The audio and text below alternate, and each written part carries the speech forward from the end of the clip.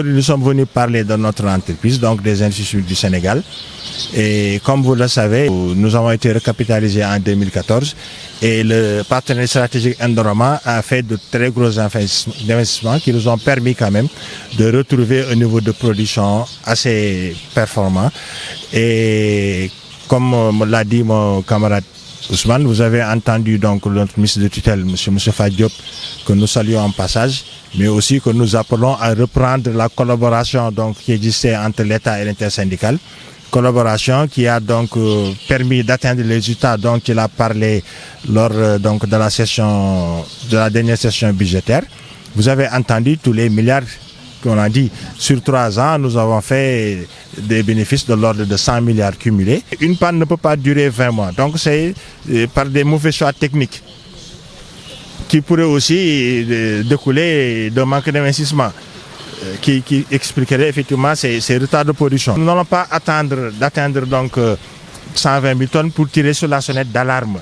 Comme nous l'avions fait en son temps, durant la crise de 2013, c'est l'intersyndicale quand même qui avait tiré sur la sonnette d'alarme. Et l'État n'a pas regretté d'avoir travaillé avec l'intersyndicale. l'ICS a retrouvé sa place de première industrie du pays.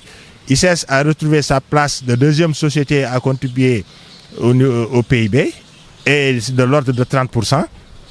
l'ICS a retrouvé sa place de première société à faire rentrer des devises. Et vous savez que ces devises ont permis certainement donc d'atténuer l'impact du Covid sur l'économie nationale. Nous n'avons pas été impactés par Covid. Tous les retards que nous connaissons sont dus donc à ces mauvais choix techniques. Ousmane l'a dit, nous n'avons pas un DRH, un directeur des ressources humaines qui maîtrise les textes sénégalais. Donc la gestion des ressources humaines pêche. L'organisation, nous avons des postes donc, qui sont vacants. Ils ont commencé à recruter, mais ce n'est pas suffisant. On ne peut pas dire ici le nombre de retraités qui ont été retenus. Et ça aussi, ça montre que effectivement l'organisation n'est pas ce qu'elle devrait être. Quand vous retenez un retraité pendant 7 ans, vous n'êtes pas en mesure de mettre en place, de former quelqu'un qui le remplace. Ça veut dire qu'il n'y a pas d'organisation derrière. Et c'est à cela que nous avons appelé donc le management.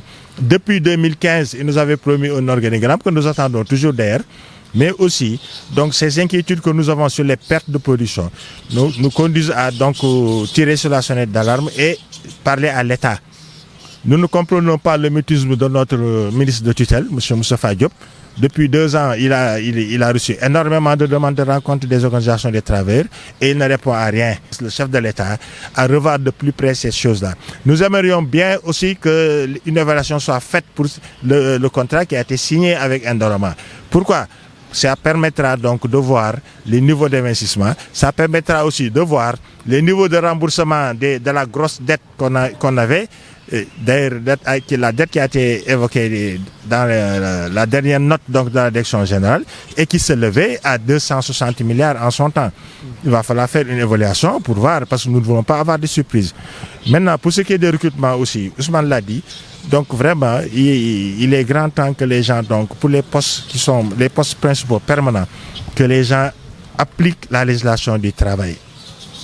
Dieu a fait que nous avons des journaliers qui sont là depuis très longtemps, certains même depuis le démarrage des ICS. Donc vraiment, il faut penser à ces gens, les recruter et faire en sorte aussi que le recrutement se fasse dans les règles de l'art.